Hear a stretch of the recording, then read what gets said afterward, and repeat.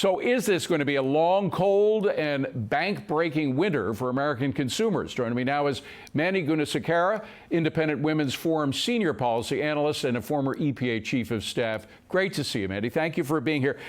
So you never know which Biden to believe. He says one thing one day and the exact opposite the next day. But in this case, he seems to be holding true to the promise that he made to Bernie Sanders, doesn't he? That's exactly right. From day one, he's held true to that promise to, quote, shut down fossil fuel.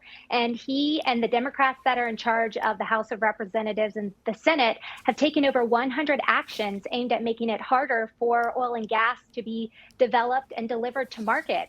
We not only need it here domestically to help alleviate high-cost gas, but our allies abroad could use it. His actions here when it comes to energy has only enriched our enemies and emboldened Putin, leaving our allies abroad to have to deal with this for themselves. So it is true that he's held to his promises to gut U.S. oil and gas for purposes of pursuing his green energy climate dreams. And yet he wants to appeal to the green energy party or at least part of his party. But then he keeps saying to the American public that they are producing, record amounts of oil. We keep hearing that from the White House press spokesperson. We keep hearing it from the energy secretary. And yet you look at U.S. oil production per day, and we have the numbers, and we can put them up on board. In February 2020, that was just before the lockdowns, we were producing 13.1 million barrels per day of oil domestically. The record now is, under the Biden administration, is 12.1 million barrels per day. That's a million barrels per day less than the historic high. So how could they possibly say we're at historic highs right now? Well, because, David, they regularly lie. They realize that they're dealing with a political problem, and that is high-cost gas that is ruining Americans' lives and the economy in the process. Folks are not only having to pay a lot at the pump, even today, they're going to have to get ready for extremely high electricity bills this winter. So they just say one thing while doing another. And the reality is that these high-cost gas prices continue to wreak havoc on American pocketbooks, and that will continue to be the case.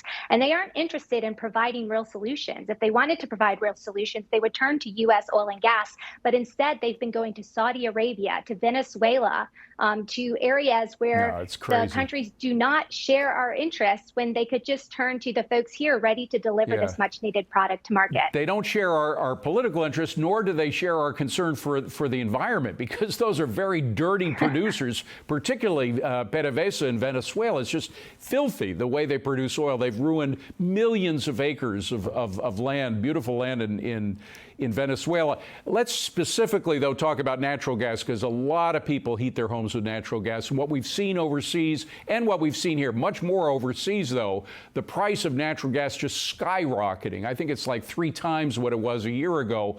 How is that going to affect people as they try to heat their homes this winter here in the United States?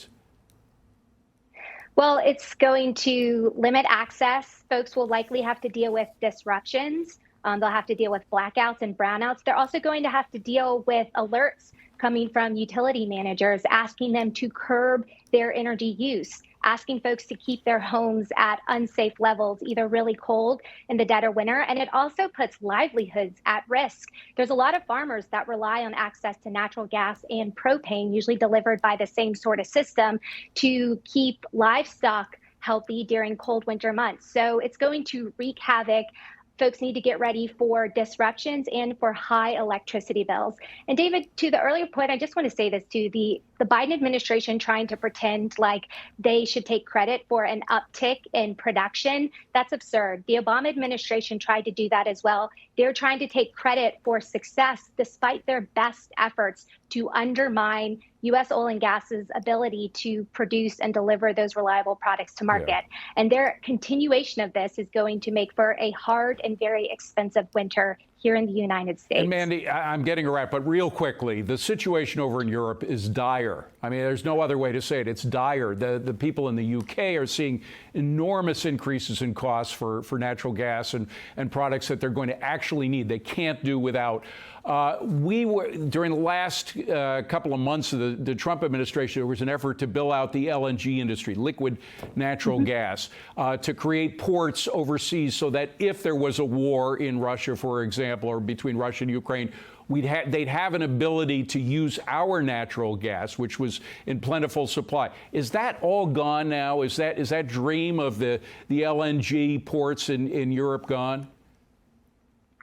Well, it shouldn't be. And look, the EU and European nations are looking to the United States to shore up their energy security. We have the ability to respond if only the Biden administration would get behind it. It'd not only be a boon to the economy, but it would help strengthen our allies abroad in the face of Vladimir Putin trying to use energy as a geopolitical weapon and effectuate harm against his enemies. So that dream is still very much alive. It will be important for voters to remember this when they go to the polls in November, because we need Republicans working on their behalf to help the U.S. and our European allies realize this dream and push back against the Biden administration's continued opposition to letting us unleash the one thing the world needs right now, which is more U.S. oil and gas.